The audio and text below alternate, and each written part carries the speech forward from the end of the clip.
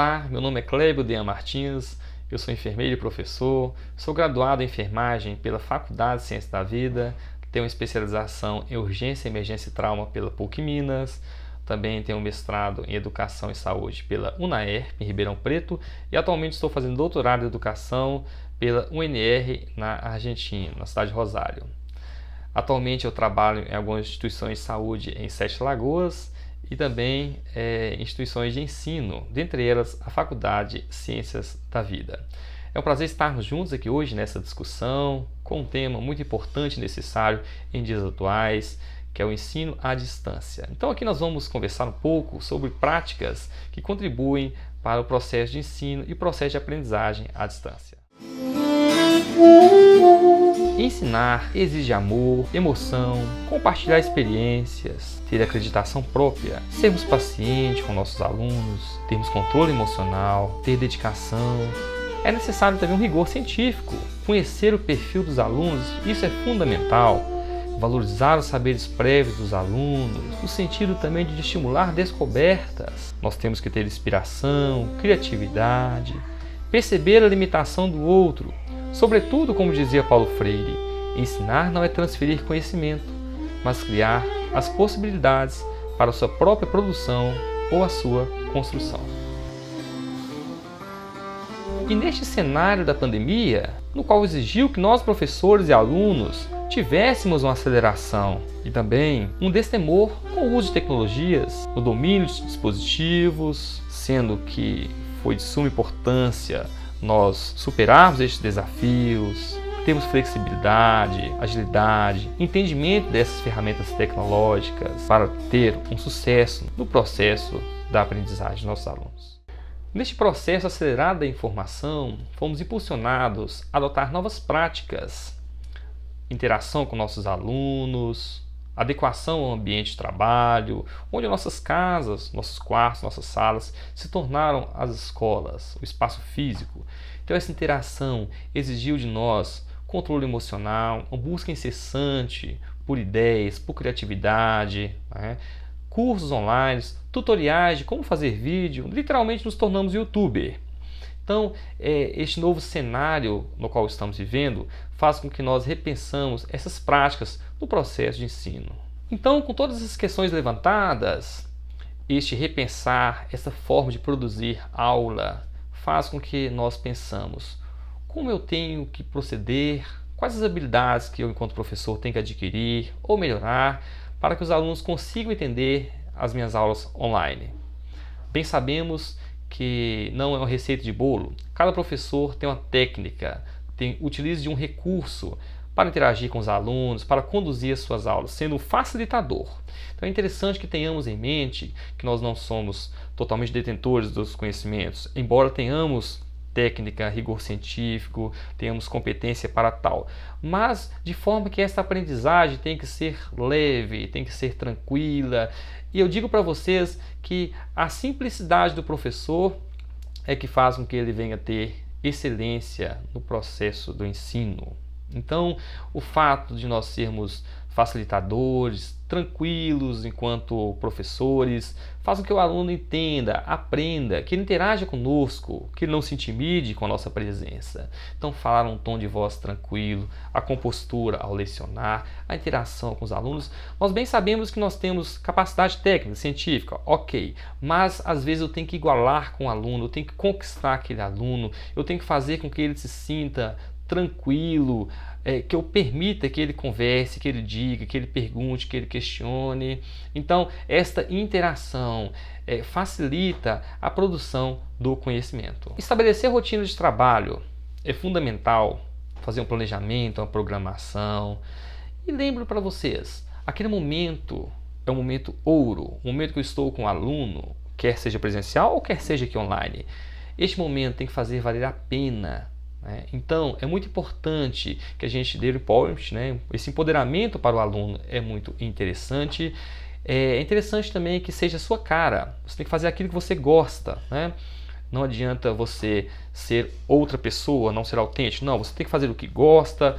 Este momento também ele tem que ser transformador, a gente tem que sempre acreditar, a gente tem que ter fé, a gente tem que ter esperança, porque nós professores temos que entender que o aluno, cada aluno é bom em alguma coisa. Então a gente tem que exigir, mas de forma bem pacífica, o que o aluno tem de melhor, as habilidades do aluno. Juntos serão potencializadas as suas habilidades, né? Cada aluno contribui com sua habilidade para que a gente consiga uma plenitude, um olhar diferenciado em torno do processo da aprendizagem. Beleza? Foi. Gente, as crianças chegaram. Tudo bem, Elisa? Laura, vem cá no papaizinho. Minha esposa deixou a porta aberta e as crianças entraram. Bom, elas interagem com os alunos. Você quer mamãe? Dá oi para os alunos. Fala oi. Tudo bem, pessoal? Tudo bem? Elisa, dá oi para os alunos. Tudo bem? Você quer que o papai arrume para você? Sim. Eu vou arrumar para você. O papai vai só terminar de ministrar a aula aqui, tá bom? Então, vamos lá, eu vou pegar você. Vai pegar a mamãe? Vamos lá.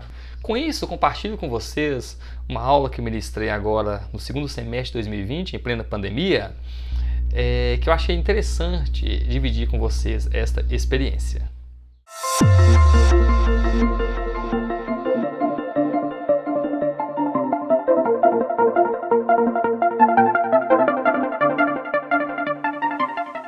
Alunos, boa noite, tudo bem com vocês? É um prazer estarmos juntos aqui em mais uma aula e hoje iremos discutir sobre cuidados paliativos. Então, sempre devemos repensar nossas práticas da enfermagem, da medicina, da psicologia, nutrição, enfim, da equipe multidisciplinar, no sentido de oferecer para nossos pacientes uma terminalidade da vida de forma digna, pautada em humanização, ética, respeito, fazendo tudo aquilo que é necessário para o paciente. Certo? Evitando medidas invasivas que visam prolongar sofrimento, trazer desconforto para o paciente.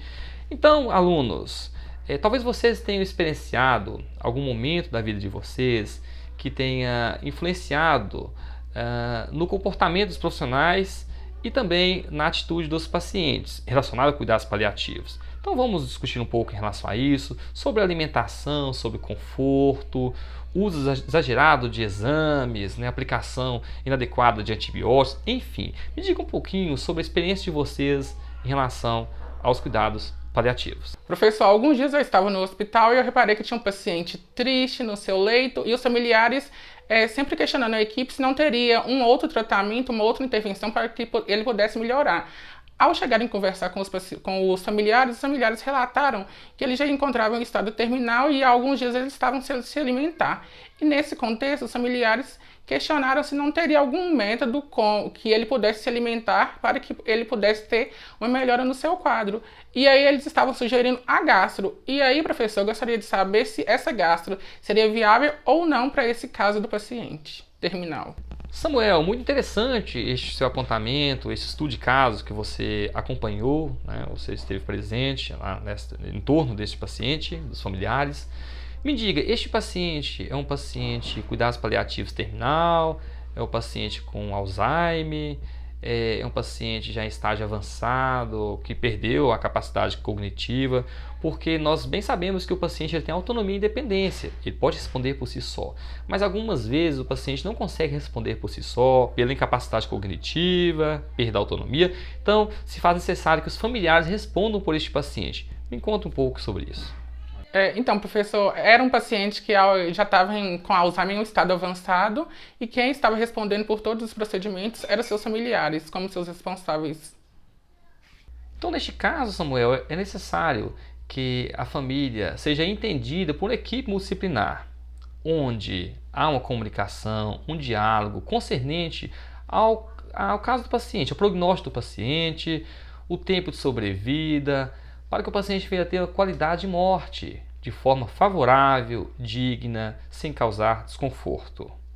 Samuel, eu te faço duas perguntas em torno deste estudo de caso que nós estamos discutindo. Os familiares ficam ansiosos, angustiados, quando o paciente que está sendo cuidado não está recebendo dieta? A maioria das vezes, sim, eles ficam angustiados por esse fato desse paciente não estar se alimentando ou tendo uma ingesta hídrica, porque eles têm o hábito de, muitas vezes, achar que o alimento é uma fonte de melhora do paciente. Entretanto, quando a equipe decide intervir em algum método que possa voltar a essa alimentação, esse familiar ele fica muito feliz porque ele acha que esse paciente poderá ter seu quadro melhorado. Bom, a segunda pergunta que eu te faço, muito bem esclarecida essa sua resposta, é em relação à dieta, né? A introdução alimentar e a ingesta hídrica neste paciente em cuidado paliativo terminal. Fale para mim um pouco sobre isso, comente um pouco em relação a isso. É importante que os familiares saibam que, ao longo da progressão da doença, esse paciente pode perder sua vontade de se alimentar, de ingerir líquidos, e essa ingesta involuntária pode, ao invés de melhorar o quadro do paciente, pode agravar, influenciando na sua qualidade de vida e no seu bem-estar. E neste caso, percebemos que o aluno trouxe a discussão em torno disso, né, Samuel? Você está de parabéns concernente a isso. Essa turma em questão é uma turma muito colaborativa, participativa, e nós estamos discorrendo sobre este assunto. Então eu trago para você agora a Stephanie. Tudo bem, Stephanie? Você também está conosco na aula online. Eu trago para você agora uma problemática. Você vai elaborar para nós um pré-projeto de TCC. Vou deixar você livre para criar o tema, pressuposto, objetivo geral, ok? Você cria para nós essa problemática e nós vamos aguardar uns 5 a 10 minutos, então logo você traz para a gente esta discussão. Bom, vamos lá. Stephanie, você conseguiu terminar a atividade? Então, professor, eu fiz sim, né, o trabalho. Eu pensei no seguinte tema: implantação de gastrostomia em pacientes hospitalizados com demência avançada e em cuidados paliativos terminal. Como questão norteadora, eu pensei da seguinte forma: o que os familiares de pacientes internados em cuidados paliativos terminal, que não conseguem alimentar-se sozinho devido à demência avançada, pensam a respeito da implantação da gastrostomia? E como pressupostos eu trouxe 2. O primeiro, a implantação da gastrostomia em pacientes internados nos cuidados paliativos terminal com incapacidade cognitiva é imprescindível para viver com dignidade. O segundo são os familiares que não aceitam a implantação da gastrostomia em pacientes internados em cuidados paliativos terminal, uma vez que é um procedimento invasivo que irá prolongar o sofrimento, não contribuindo com a terminalidade de forma digna. E como objetivo geral, compreender os motivos que contribuem para a implantação da gastrostomia em pacientes hospitalizados com demência avançada em cuidados paliativos, sob o ponto de vista dos familiares. Eu achei, professor, interessante essa aula, porque é uma aula que a gente pode interagir, a gente pode, esse tema, podemos trazer ele como um artigo, né? É um tema que a gente convive aí no nosso cotidiano, que vai, se esse artigo for, né, quem for fazer, ou até mesmo eu, se eu for continuar com esse tema, vai dar novos conhecimentos e trazer novas informações, não só para nós estudantes, mas também para os familiares, para acompanhantes, profissionais de saúde. Eu achei um tema assim muito bacana. Bom, Stephanie, isso mesmo. Interessante quando discutimos algo em sala de aula que podemos difundir para a comunidade científica, para a comunidade profissional, para os profissionais, né? Porque isso realmente que faz a aula valer a pena, né? Nós não ficarmos somente compartilhando em espaço fechado as informações. Não, que as experiências, as vivências, as discussões sejam perpassadas para toda a população. Isso sim, tem significado, realmente faz valer a pena, ok? Então foi muito bom essa aula que eu tive com vocês aqui, que nós tivemos em torno dessa problemática, que possamos adquirir cada vez mais experiência substancial para cuidar melhor dos nossos pacientes. Tenha a todos uma boa noite.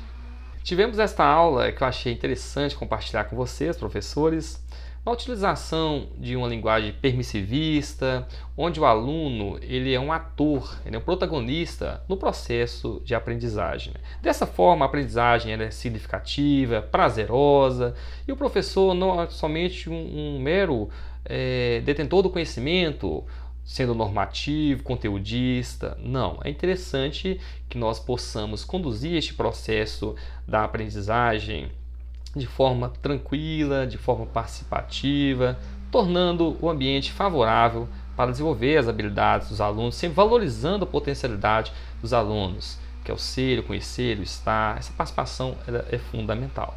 Essas nossas ações, essa forma de lecionar, torna o aluno participativo, ativo, reflexivo, crítico, analítico, mas também torna ele com um olhar diferenciado em torno do aprender, em torno do querer. Ele tem disponibilidade de aprender, né?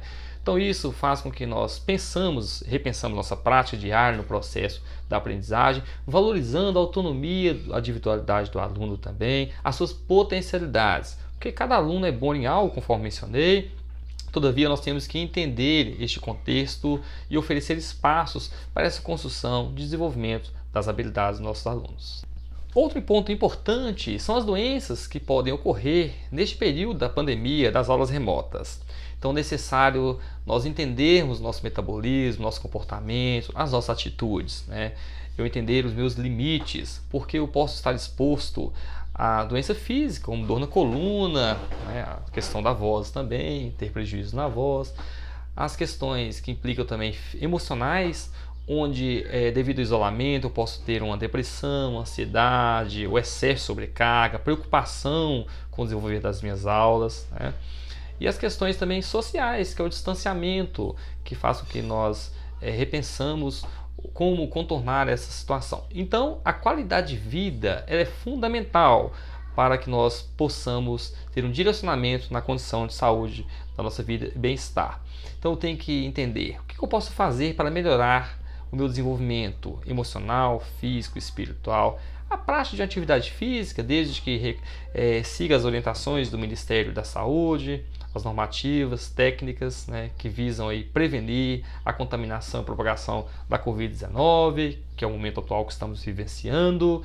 Eu também posso ter uma alimentação saudável, seguir as orientações da nutricionista, dormir bem, né? Dormir de 8 a 9 horas de sono por noite, ter um sono satisfatório.